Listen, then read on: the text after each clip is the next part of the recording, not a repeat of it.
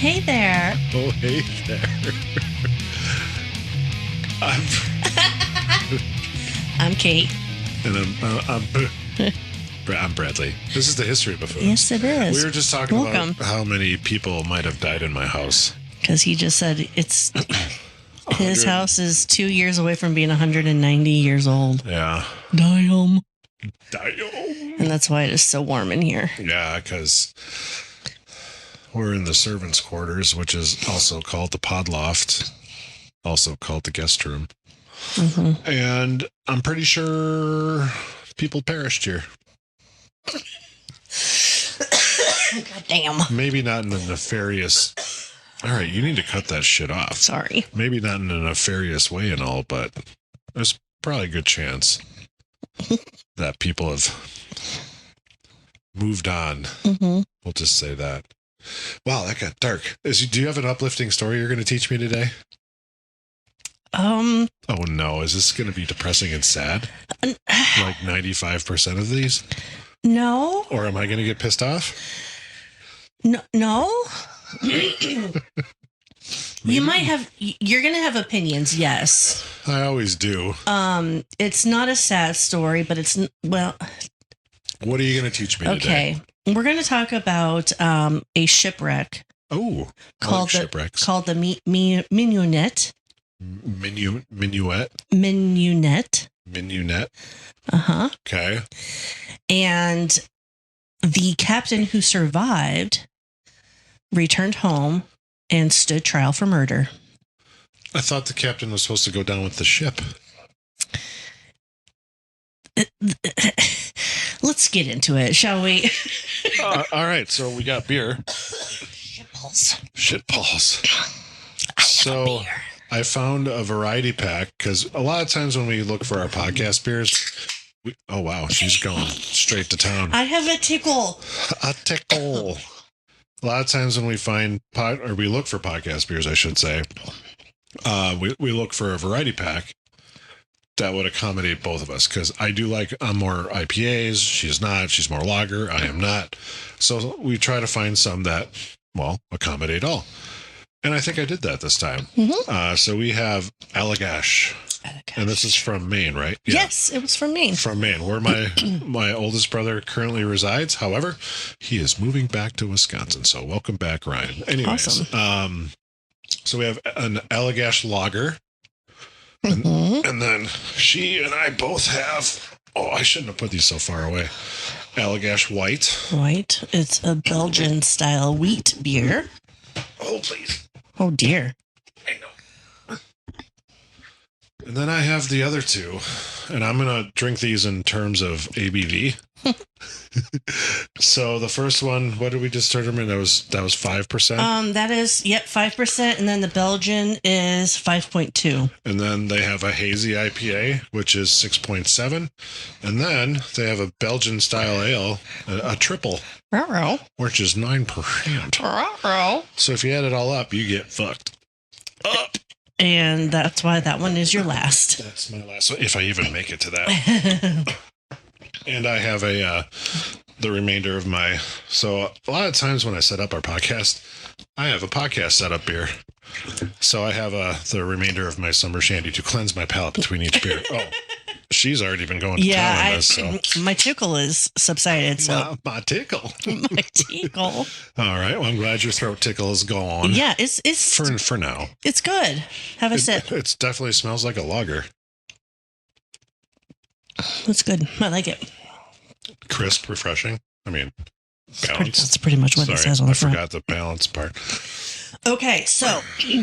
Yes. When you think of yacht, what do you think of? Yacht rock. What is that? I don't know. It's a style of music. Oh. I don't really understand why they call it yacht rock. Okay. When I think of yacht, I think of a yacht. What does that look like? A giant boat. Really rich person's boat. A really rich person's boat. Yeah, I mean... Maybe multiple decks, lots of windows, maybe a hot tub. I think of... I just lost the name of the movie. Kate Hudson, Matthew McConaughey. They're in the Caribbean. Fool's Gold, yeah. Thank you, Jesus. With older Sutherland, Donald. Mhm. Fuck. Old Mr. Sutherland? Oh, it's Donald Sutherland. Yeah. Thank you. I'm like, I second guess his name now, too. It's a cheesy movie, but I like that movie. I've never seen it. Matthew McConaughey is great in it. But Kate Hudson works on Donald Sutherland's yacht Oh, okay. in that movie. And, they have a whole cooking crew and everything, and it's wild. So I think of yachts being a really rich person's thing. Well, the Mignonette yacht. How do you spell that? It's like French. Oh, so it's Mignonette. Oh, yeah. Nonette. Mignonette. Mignonette. Pretty much. But it was nothing like this, and it was still considered a yacht. So what time are we talking about? We are talking about 1800s. Let me continue.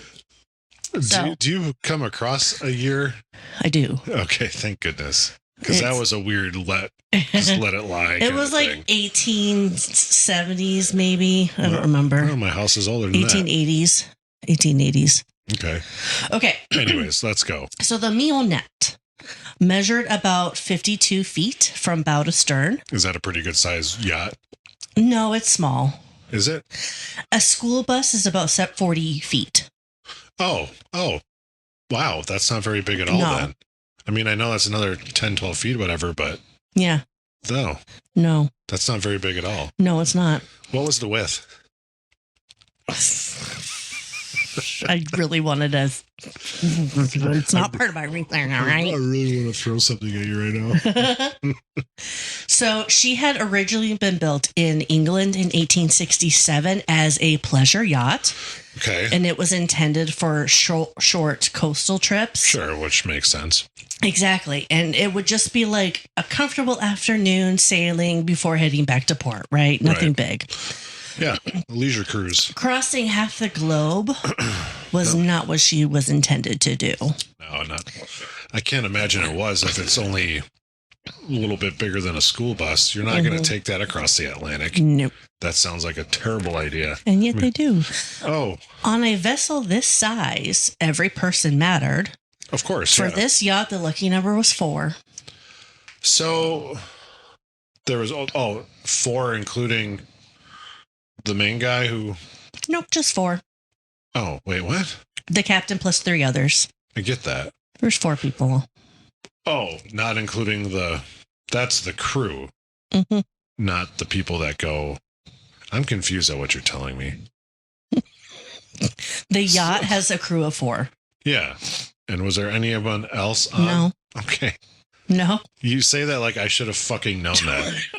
You're coming up with these questions. You don't even know how wide it is, and I'm supposed to know there's only 4 people on this fucking thing? I told you the lucky number was 4. So he murdered 3 people, is what they say? No. What the fuck? Let's keep going. Jesus Christ.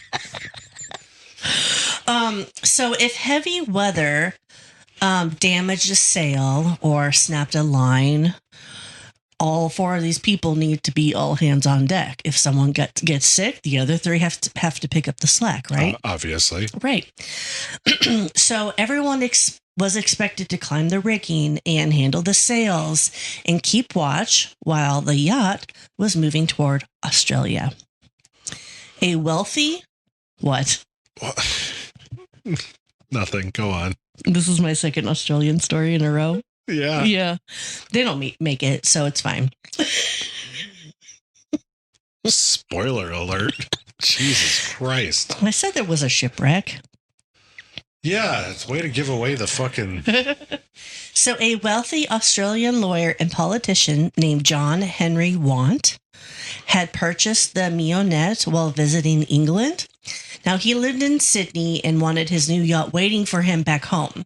Okay. Today, that wouldn't be much of a challenge. A modern shipping company would lift the yacht onto a specialized cargo vessel, secure it to the deck, and unload it like a week later on the other side of the world. Yeah, of course.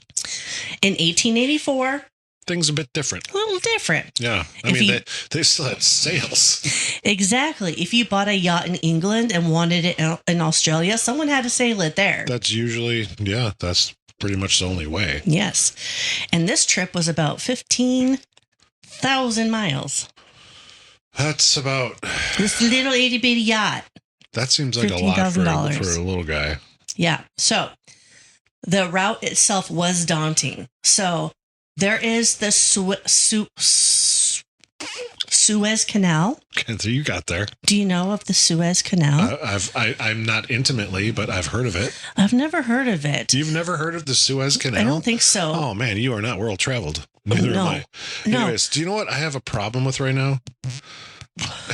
Is the fact that you brought up a school bus and then a yacht. So instead of school bus rock, I think a school bus yacht.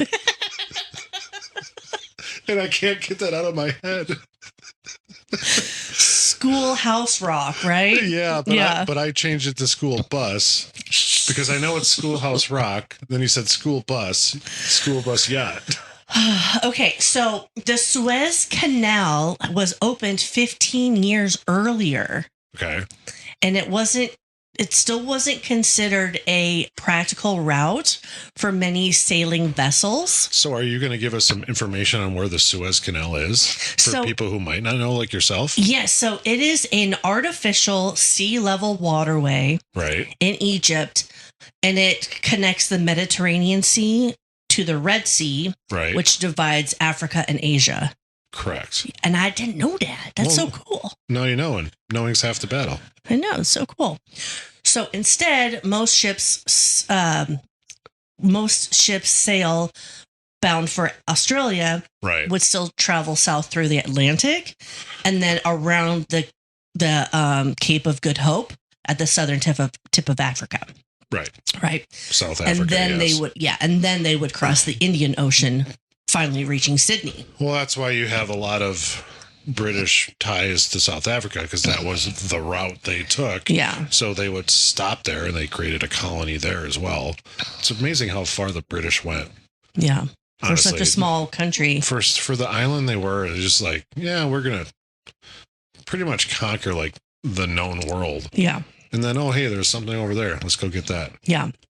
So it was one of the longest and most demanding sea voyages in the world. The Cape of Good Hope had earned a reputation for violent weather long before the Mignonette ever left England. Sure. So powerful currents from the Atlantic and the Indian Oceans collided there, and that would create unpredictable seas. Okay, sure. So, even so, the captain, Thomas Dudley, had every reason to believe that he could complete this voyage. Oh. He was an experienced seaman. Another officer named Edwin Stevens had spent years at sea as well. Okay. Excuse me. And then there was Edmund Brooks, who was also a capable sailor who knew his job well. And the fourth man was a 17-year-old cabin boy named Richard Parker. Okay. And despite his lack of experience, he still settled really nicely into the daily routine. And the captain kind of took him under his wing, and really nice, right? Good. So during the first several weeks, the voyage was almost uneventful. Watches would change every 4 hours. Sails were adjusted. Meals were cooked in the tiny little galley. And every sunrise obviously got them a little bit closer to England. Yep. Nope, from England.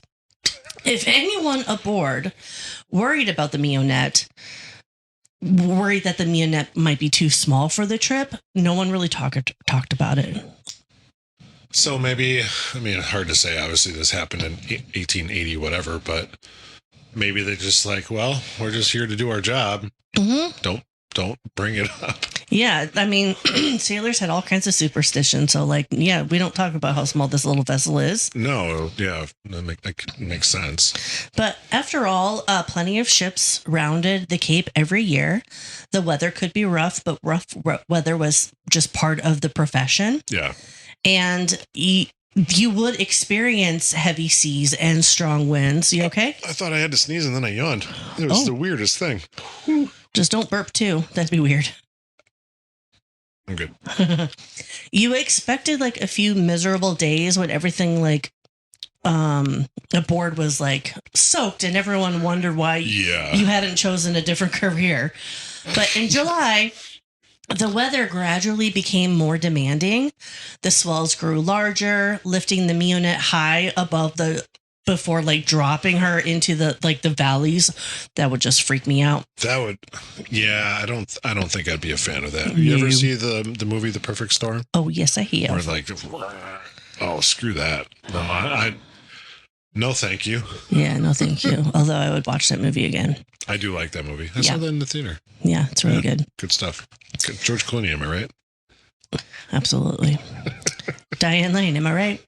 So, stronger winds whistled through the rigging, and the little yacht pitched and rolled a little bit more dramatically than she had earlier in the voyage. Yeah. And of course, none of that was like particularly unusual to these experienced sailors. They were approaching the Cape of Good Hope, and this was exactly the kind of like weather and sea that they had expected. Sure. Then on July 5th, 1884, without much warning, oh boy, an enormous wave crashed into the Mignonette. Did it do some damage?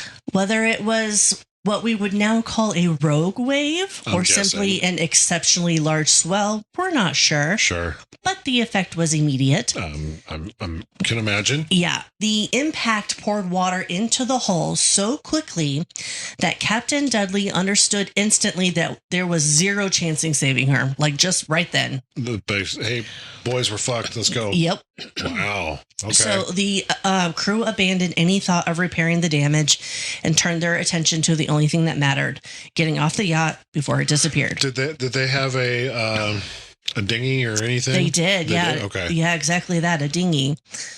So the crew tried to save far more than they actually ended up with. Oh. An emergency supply of fresh water was thrown overboard beside the dinghy that they also threw overboard, with the intention of pulling it aboard once everyone was clear of the sinking yacht. Sure. But before anyone could reach it, however, the wave swept it away. Of course. So in just a few moments, the one thing that would have mattered the most in the salty seas was gone. How far were they off the coast? Do you have any idea? I don't. When this happened? I don't know. That's all right. Captain Dudley did manage to grab a few items before jumping into the dinghy. He recovered a sextant, a handful of other navigational instruments, and 2 1-pound tins that he thought was preserved meat. Oh, well, so what was it? It was preserved turnips. Ew. I know. How sad. Wow. And only 2 cans of turnips. Turn ups, more like turn downs. Those everything terrible. Yeah, everything else disappeared with the Mignonette after 5 minutes. That's all it took to sink. That's all it took for the Mignonette to sink was 5 minutes. Now, are they getting this information from Dudley from when he gets back? Yes. Basically? Okay. Yes. And I only mentioned him because murder. Well, that's the only one I mentioned. I know. But. Well, you mentioned the others. Yeah. But you said he was tried for murder. Yeah, he was. So for the first few minutes after Mignonette disappeared, nobody spoke. They were all like, I mean, could you... What do we do? What do we do? Could you imagine the first thing that would go through your brain? No, because I would not be in that situation to start with. Well, touche. But let's put you there. All right, Kate. You're on a boat. It's going down. You're hopping the dinghy. Do I have a life vest? No, it's 1880 whatever. I don't think they even know what those were. I mean, maybe, but what would be the first thing you would say? I would probably start crying. Yeah, I could see that. I think I would just sit there and look at it and go, fuck. Now what? That was our paycheck, boys. Well, and I don't remember the guy's name who purchased it and who... Want. His name was Want. That's right. Yeah. Did they ever find him wanting? Think of A Knight's Tale. Anyways. I did try to find if he was ever reimbursed, and there's really no documents that say that he was. I wonder if they had like boat insurance back then. You know, like, hey, I bought this boat. I'm paying you to get it to me in Australia. And just in case, here's, a policy that I took out. Yeah. There's no documentation about any of that. I wonder if they had anything like that. That's interesting. So, a few moments earlier, they had just been standing on this yacht with Australia as their destination. They were actually all headed to Australia, hoping that this was actually going to end up being their new home. Like, they were all willing to do this trip to get to Australia for themselves. Oh, wow. So, did you come across, did any of these people have, like, families? I mean, I'm sure they had a not family that I recall. Sorts, but not like... Okay, I suppose especially the young kid. He's like, I'm going to go see the world, Pops. Yeah, pretty much. Peace out, homie. So now they're sitting shoulder to shoulder in like a 13-foot open dinghy, watching their ship go beneath them. Captain Thomas Dudley's... suck. Yeah. Captain Thomas Dudley's first concern wasn't that they were drifting or anything. It was figuring out what they had to work with. Turnips and no water. Pretty much. There was no fishing lines, no emergency food stores, no flares, no fresh water. Considering that they had escaped with their lives only minutes earlier, it was difficult to even call that a success, but that was pretty much all they had. Right. So food was certainly important, but experienced sailors knew that water was the actual problem. 100%. You can go days, actually weeks without food. You can't go more than what? 3? I think 3 days. Is it 3? I think so. 3 weeks without food, 3 days without water. That sounds right. Why am I not dead yet? 90% water. Beer. Australian for water. I'm going to try the Belgian style wheat beer. God damn it. I even turned it on silent. You understand. It's my pill alarm. You understand that alarms supersede silent, right? I guess so. I'm going to have to get up and go turn that off, aren't I? Yeah. Hold, please.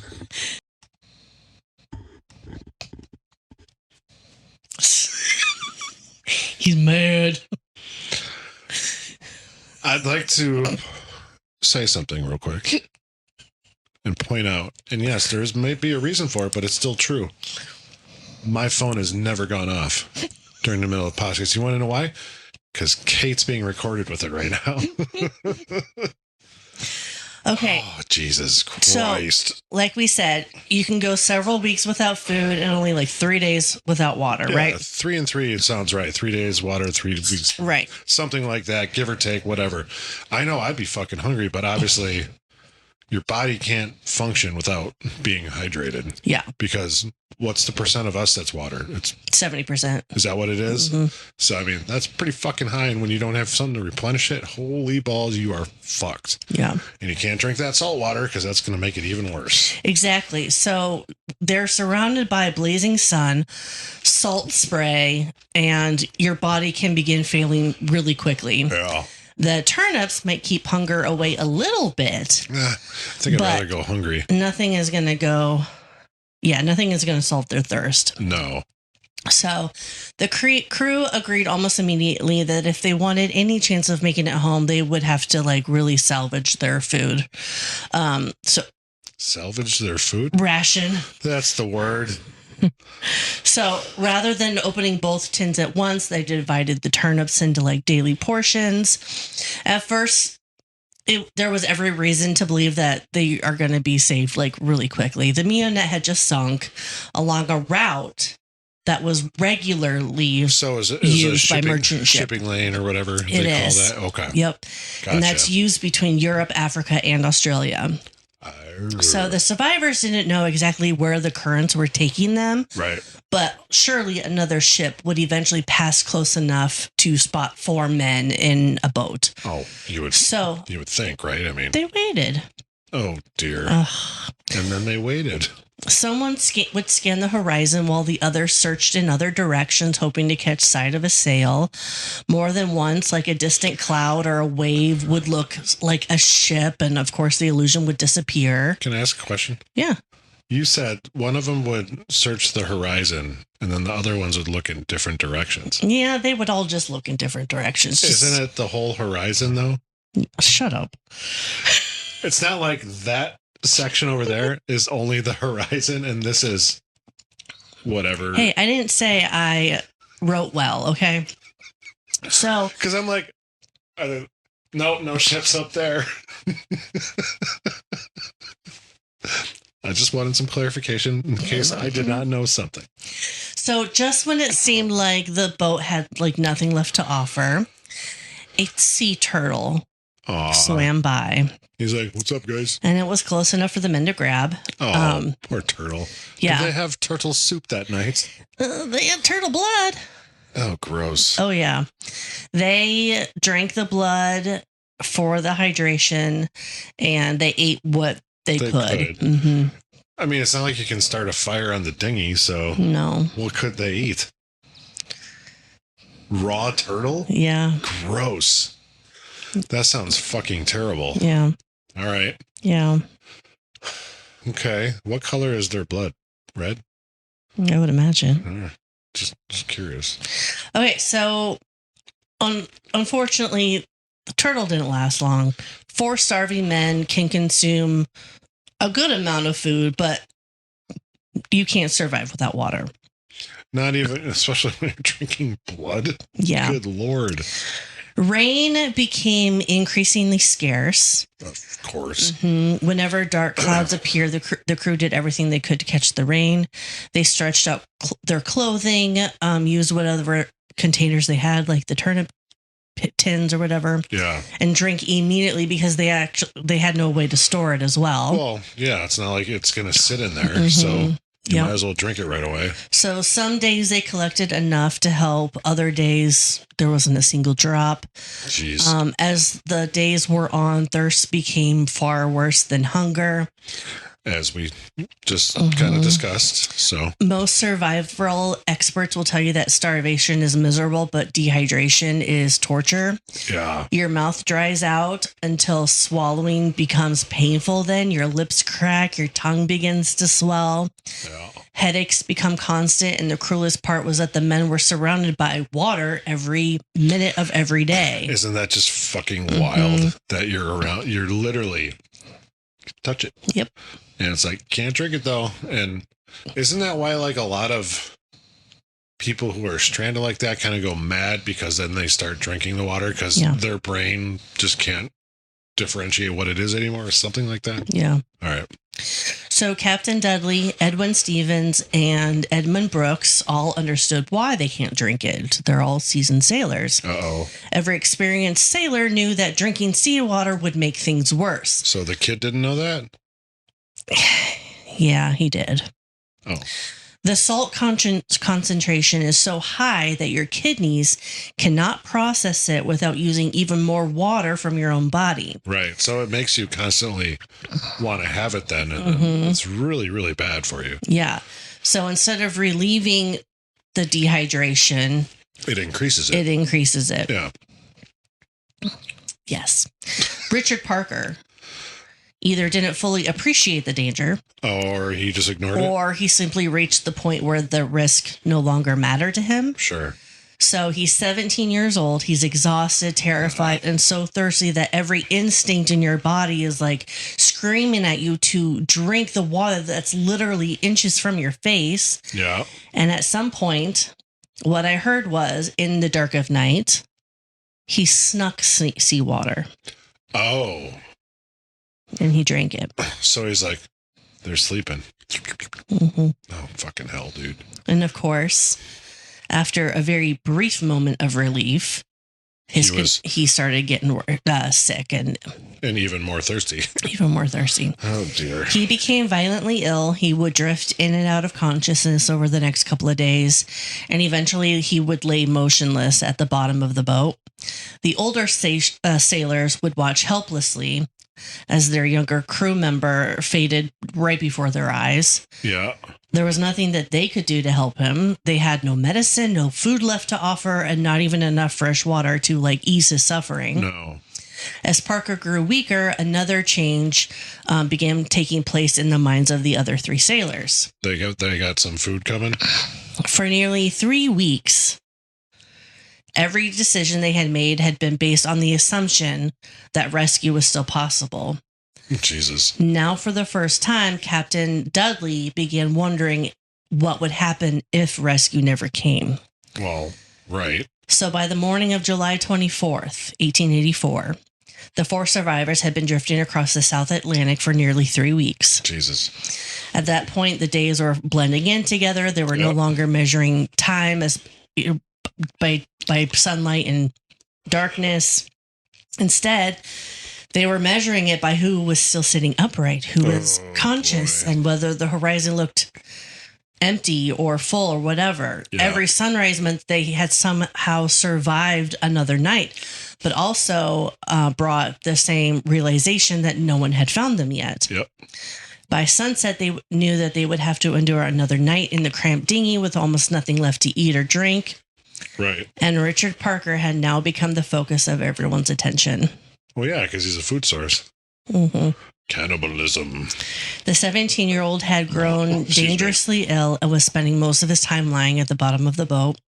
He drifted in and out of consciousness, spoke very little, and was no longer to help with any of the work required to keep the dinghy afloat. Right. I did read something that when they all first got into the boat, there was a hole in it.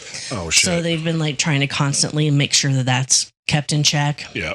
Okay. And of course, the other men knew that Parker was dying. Right. So Captain Thomas Dudley later admitted that he had begun watching the boy closely and thinking about what his death might mean for the others. Sure.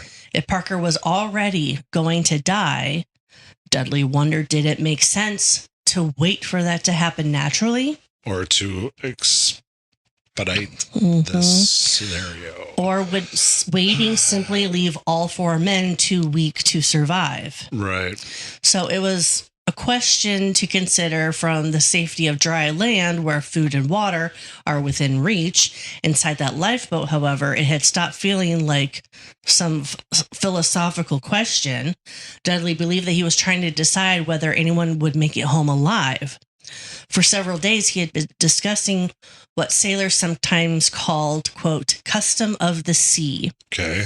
According to this supposed tradition, shipwrecked sailors who had exhausted every other option might draw lots to determine who would be sacrificed so that the others could survive. That's wild. Historians still debate how widespread that custom really was. There were documented cases of shipwreck survivors drawing lots, but it was never an official maritime rule, and it certainly was not accepted without controversy. Well, yeah, because you're talking about eating somebody. Mm-hmm. So even sailors who believed such a custom existed generally understood it as a last resort. God, I would hope so. Yeah, something considered only when every hope of rescue had disappeared. Seemed, like nothing was going to happen or go their way. So they're like, hey, we need to survive. Which one do you want to be dinner tonight? Yeah. And hopefully for the next few days. But the difference is drawing lots is everybody's in on the situation. Not like this where, well, he's the weakest of the 4, so let's just do him in so the 3 of us can. But again, it's like, what are they going to drink his blood too? Yes. Gross. I mean, that's not going to fix your thirst. It's going to help. I guess, but I think your plasma is mostly water too. No, it is. Yeah. I'm aware of that, but okay. Yeah. So the idea for this came up on the dinghy more than once, but the men never carried it out. Sure. No names were placed in a hat. No straws were, picked or whatever. And Richard Parker, the kid, was never giving any chance to participate in this discussion. Well, because he's half unconscious or mostly unconscious, whatever. So, yeah. So Edmund Brooks said that he opposed killing anyone and wanted the group to continue waiting.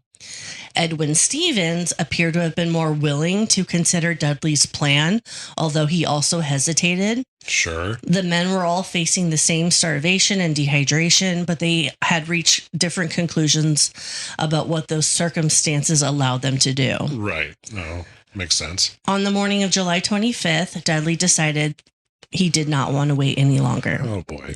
Their surviving accounts differ slightly in their wording, but basically the sequence of events was that Dudley offered a prayer first, then moved towards Parker. Really kind of him.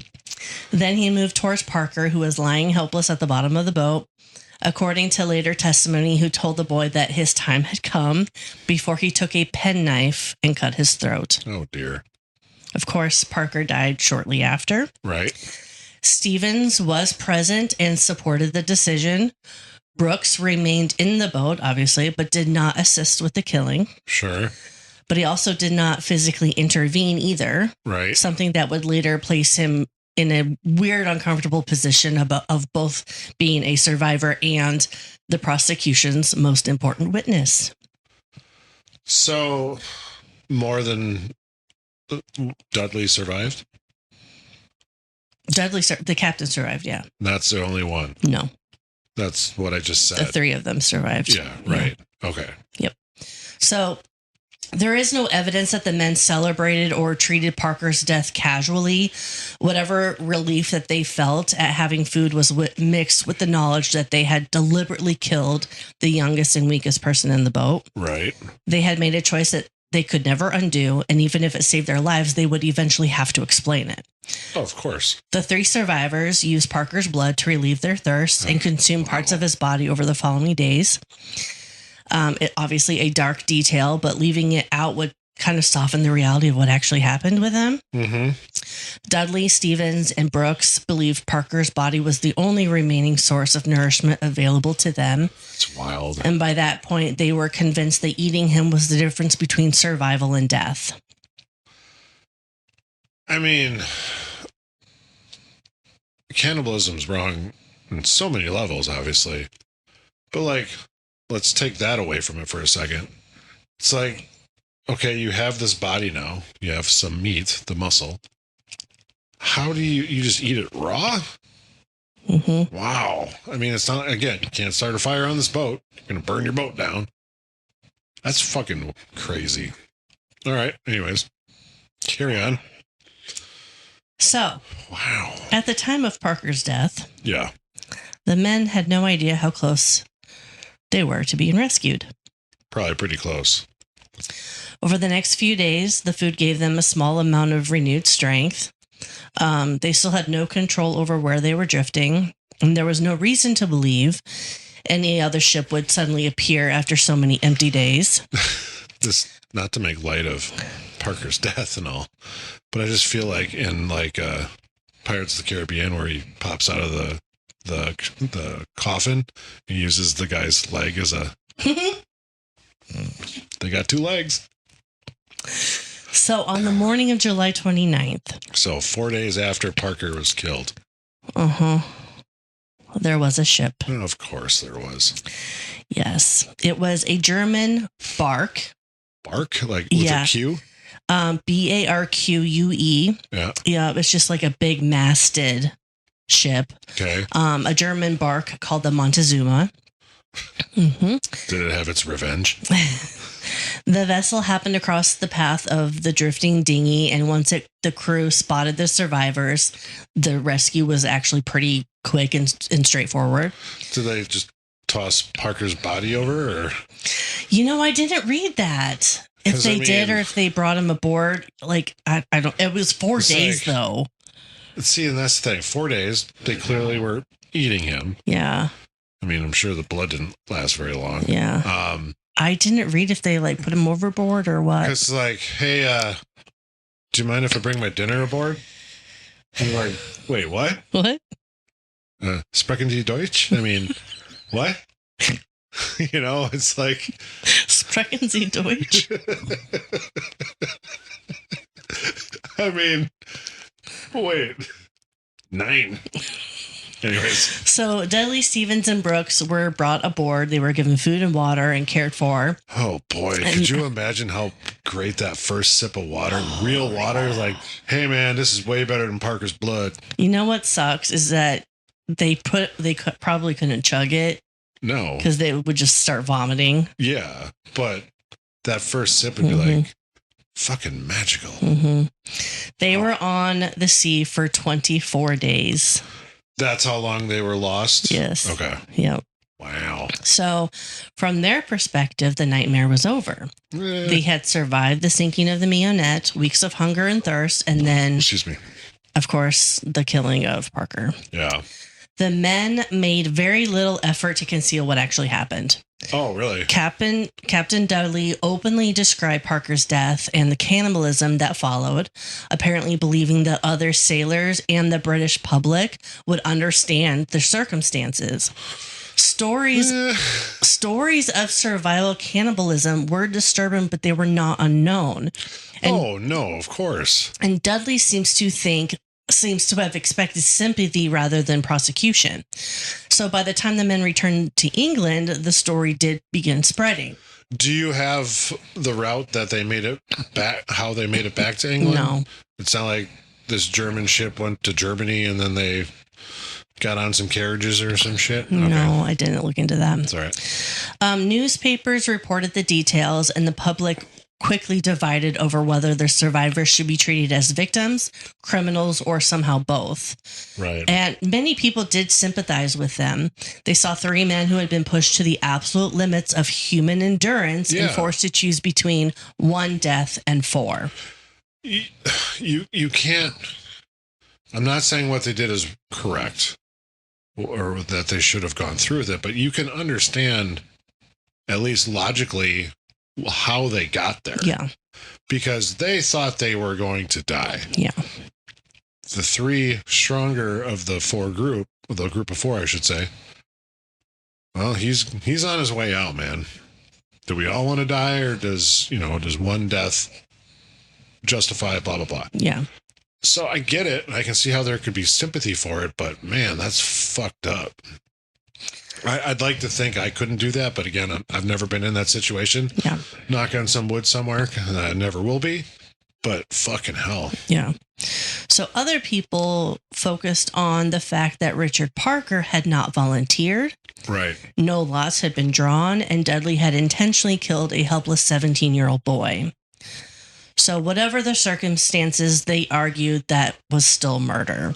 So it wouldn't be manslaughter then, it would be boy slaughter? Stop. Jesus. Am I wrong? Stop. British officials eventually decided the question could not be left to public opinion or maritime tradition. They had to, we need to have a trial. Yeah. There's the word. So Captain Thomas Dudley and Edwin Stevens were charged and brought to the courts, while Edmund Brooks became a witness for the prosecution. So why wasn't he not charged? Because he was didn't. The one that sat out. Mm-hmm. However, you're still there. I know, and he didn't physically stop it. Try to intervene. He didn't be like, dude, what the fuck, man? Yeah. And again, but also Dudley's the one who did it. The other guy might have been, yeah, let's just do this. Go ahead. Where he was opposed. All 3 of them should have been charged, not just the 2, but yeah. All right. So the judges would now have to ask this question. Yeah. Can someone legally kill an innocent person when they genuinely believe that doing so is the only way to save several others? It's a fucked up conundrum. And this story of the Mignonette is probably one of the most influential murder cases in legal history that is still being taught today. Yeah. In law school. So when British authorities began looking into the case, they quickly realized this wasn't just a normal investigation, obviously. Right. There wasn't much mystery to solve because the men themselves have already explained what had happened. No one questioned who killed Richard Parker or how he died. No. The question was whether their circumstances changed the law. Right. So Captain Dudley and Edwin Stevens were charged with murder. Jesus. Edmund Brooks wasn't charged because he hadn't participated in the killing and instead became, like I said, a witness for the prosecution. When the trial began in Exeter in November of 1884, the courtroom wasn't trying to determine whether Parker had been murdered. I'm not worried at all. I'm dead. Murdered. Everyone already agreed that he had. Yeah. So could murder ever become legal if it was committed to saving other lives? Oh, that's such a slippery slope. The defense argued that Richard Parker had already been dying. The crew believed rescue was impossible, and without food, they expected everyone in the boat to perish within days. Yeah. Killing one person had saved 3 others. I mean, it did. They were just simply arguing that it had been necessary. The prosecution agreed the men had suffered terribly. They simply argued that necessity couldn't become an excuse for intentionally killing an innocent person. I mean, yeah. Because what if it did? Where is the line drawn? See, and that's the thing, because like, even in today's standards, let's say, well, just the adults in the house, you, me, and Sarah were somewhere and we got trapped. We didn't think we were going to be safe. It's like, all right, Kate, sorry. Yeah. Sarah and I are going to survive. It's like, yeah. No, you can't just do that because and I know as basic as that sounds, it's like you don't know the outcome, obviously, but it's like there's way other options. Is I guess all I'm trying to say. You can't just be like, well, we're stuck here. 2 of us need to survive, so you're fucked. Yeah. That's horseshit. Yeah. So, no, there's no way you can justify a murder, even if it's to save some people. In my opinion, you can't do that. Yeah. I mean, it could be said, like, could doctors then sacrifice one patient if it meant saving others? Well, exactly right. And who decides what life is worth less than others? Is more important than others. Yeah. So the judges understood that whatever answer they gave, it wouldn't just affect 2 sailors sitting in front of them. It would then become the law. Correct. So the jury wasn't eager to convict the men outright, but they also weren't comfortable declaring them innocent. Right. So instead of returning a traditional guilty or not guilty verdict, they issued what was called a special verdict. Essentially, the jury looked at the judge and said, here are the facts. You decide what the law says. To the jury? The jury told the judge, here are the facts. Now you decide as the judge. Oh, so the judge was going to be the final ruling, if you will. Yes. Interesting. So Chief Justice Lord Coleridge acknowledged how desperate the crew probably had been. Sure. No one doubted that they had suffered beyond what most people could imagine. Of course. Even so, he concluded that necessity could never justify deliberately killing an innocent person. Oh, fuck no. The law could not allow individuals to decide when another person's life had become expendable. Once you accepted that principle, there was no obvious place to stop. Right. And then the judges pointed to something a little bit more ironic. The crew believed that rescue never came. And then 4 days later, a ship found them. Yeah. But no one can say for certain whether Richard Parker would have survived those extra 4 days. Correct. He was gravely ill and may have died naturally before the Montezuma arrived, but no one on that lifeboat knew that on July 25th. Of course they didn't. How could they? So they made their decision based on what they believed was going to happen, not what actually happened. Well, what they believe was going to happen at that time. So that uncertainty became the court's strongest arguments. Right. The judges found Dudley and Stevens guilty of murder. Sure. Under English law, the mandatory sentence was death. Death? Death. Sound like they took their ears away? Fortunately for the 2 sailors, almost no one believed hanging them would serve justice after everything that they had endured. Sure. So public sympathy remained really strong, and the crowd quickly commuted both death sentences, to just 6 months in prison. That is quite a fucking difference. Yeah. Holy shit. Yeah. Could you give them life in prison? You were literally Or just a couple going years? to take their life. All right. You know what? Killing you is a little strong. 6 months. Yeah. We'll give you probation. So wait, you're telling me 6 months and death is the same thing? That is fucked up. Yeah.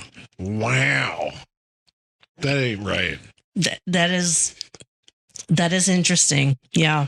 I mean, 6 months or death. Same. That is fucking wild. So legally, the court had declared them murderers. Yes. Practically, the government acknowledged that their circumstances were unlike almost any other case in British history. Right, which I get and I respect. However, that outcome is fucked. Yeah. Jesus Christ. After serving their sentences, and I'll have to say, Richard Parker had foster parents. He was an orphan. Oh. Well, from what I understand, he had great foster parents, but I'm not sure where they fit into this whole scenario. Yeah. Okay. So, after serving their sentences, both men returned to private life, although neither escaped the shadow of the Mignonette. How could you? The case itself proved to be quite a bit more enduring. It is known as R.V. Dudley and Stevens, and it is still taught in law schools today. What does the RV stand for? So R is it's Rex. It's Latin Rex, R-E-X, sure, which is Latin for king. Okay. Or it could be R for Regina, which is Latin for queen, and then V is versus. Oh, so it's a king versus. Yeah. That makes more the sense. The crown versus Yeah. Okay. So each year, new students argue over exactly the same questions that divided Victorian Britain. Did the judges make the right decision? Right. Should necessity ever be a defense for murder? Can something be morally understandable but still legally wrong? More than 140 years later, there still isn't a universally accepted answer. But an author, Adam Cohen, who wrote the book Captain's Dinner, A Shipwreck, an Act of Cannibalism, and a Murder Trial That Changed Legal History, is actually a lawyer. Sure. And though he did not learn this case when he was in law school, his buddy or his roommate did.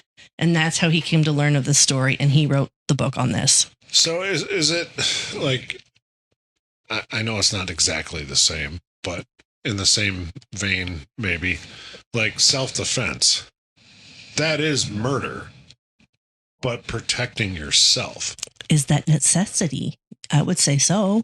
I mean, you could look at it, and I am by no means a fucking lawyer. I know nothing of the law. I just know how to break it.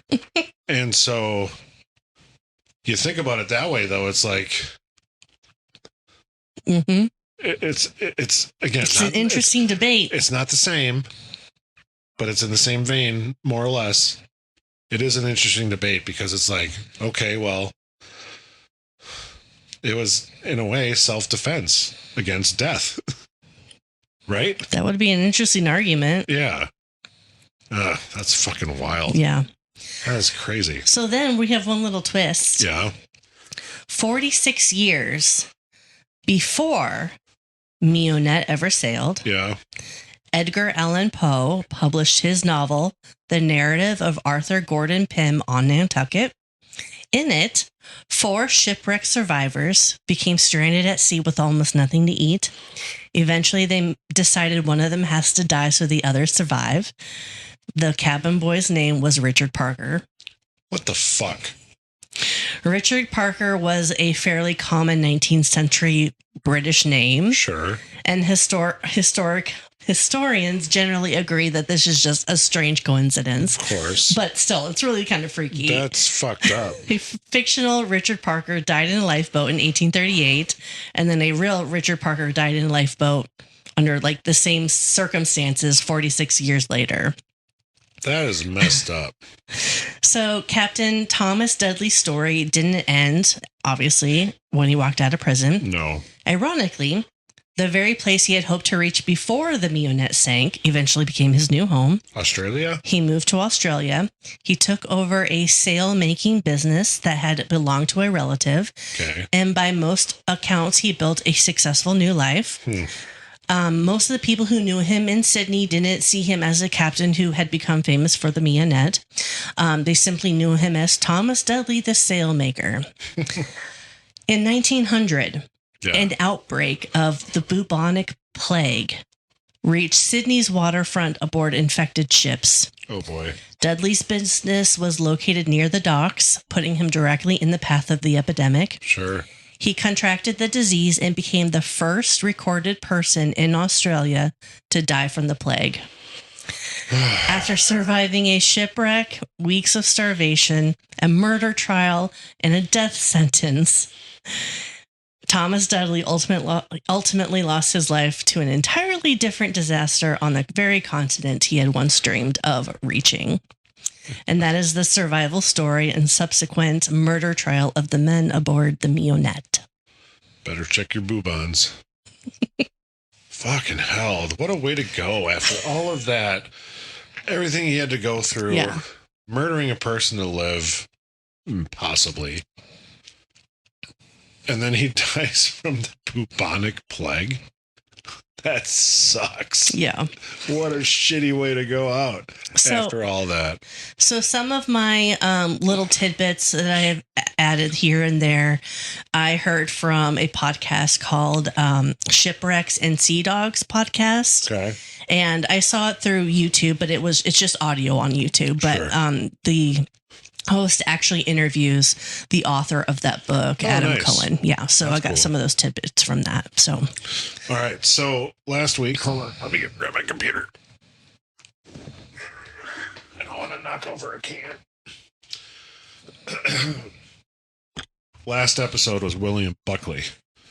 You got a Buckley's chance, right? mhm. So thought it'd be fun to go over a couple other countries similar, not exactly word for word, obviously, similar sayings. Okay. So Australia, you've got a Buckley's chance. And all of these basically mean no chance in hell. No chance in which hell. is a similar one later, but you have no chance of surviving this or whatever you want to say. Yeah. So Australia's, you've got a Buckley's chance. Russia, which might be my favorite one. When the crayfish whistles on the mountain. That is so random sounding. And it's Russian. It's weird as fuck. Maybe the English translation isn't quite. And that's very possible. Yeah. So when I did find some of these, it did have, and I'm glad that I fixed all this because I did have in their language. I couldn't even read what the Russian one was. Yeah. I'm like, that's just squiggly lines to me. Yeah. But even like there's a Spain one in here, and I'm not going to attend any of those. Anyway, so that's Russia. France is when chickens have teeth. Okay. Spain, when frogs grow hair. I had a burp, sorry. Bulgaria, when my wooden clogs blossom. Like, who comes up with this shit? Serbia, when grapes grow on a willow. What's going on in Serbia? It sounds like it's something we would say when pigs fly. Hold on. Don't jump the gun here. Italy, when donkeys fly. So like there's a no chance in hell. Doesn't sound like when pigs fly though. Well, pigs don't fly, but it's the same concept as, well, that will happen when pigs fly. I suppose. Okay. Yeah. And yeah. Okay. You have a Buckley's chance, which means that's never going to happen. Pigs are never going to fucking fly. Okay. That's fair. Okay. So when donkeys fly, and who was that? That was Italy. Italy, when donkeys fly. Portugal, not even if the cow coughs. What?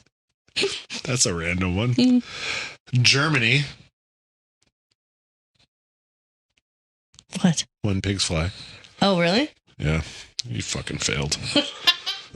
And English, and it's grouped it as English. So Yeah. us and the UK, a snowball's chance in hell. Yeah. Which is the one I think we referenced in the episode, or very Something close like to that. it. Yeah. Like no chance in hell, snowball's chance in hell, because obviously a snowball is going to melt in hell. Right. It's not going to do anything. You have no chance whatsoever. Interesting. So those are Okay, say the Russian one more time. when the crayfish whistles on the mountain. Crayfish are seafaring animals. That's why. Why the fuck would it be on a mountain? I guess And so. also, why the fuck would it whistle? Because it wouldn't. There's no chance of that happening. It's not going to whistle, and it's not going to be on a mountain because it's a seafaring creature. It is seafaring. But I thought some of these were funny. Yeah, that is funny. There's other ones. I just picked, well, 10. I included Australia because I thought a little refresher. But, yeah, Buckley's chance. You've got a Buckley's chance. Yeah. When the crayfish whistles on the mountain. That's awesome. Well, I suppose. All right, buffoons. That's it for today's episode. Buckle up because we've got another historical adventure waiting for you next time. Feeling hungry for more buffoonery? Or maybe you have a burning question or a wild historical theory for us to explore? Hit us up on social media. We're History Buffoons Podcast on YouTube, X, Instagram, and Facebook. You can also email us at historybuffoonspodcast@gmail.com. We are Bradley and Kate. Music by Corey Akers. Follow us wherever you get your podcasts and turn those notifications on to stay in the loop. Until next time, stay curious and don't forget to rate and review us. Remember, the buffoonery never stops.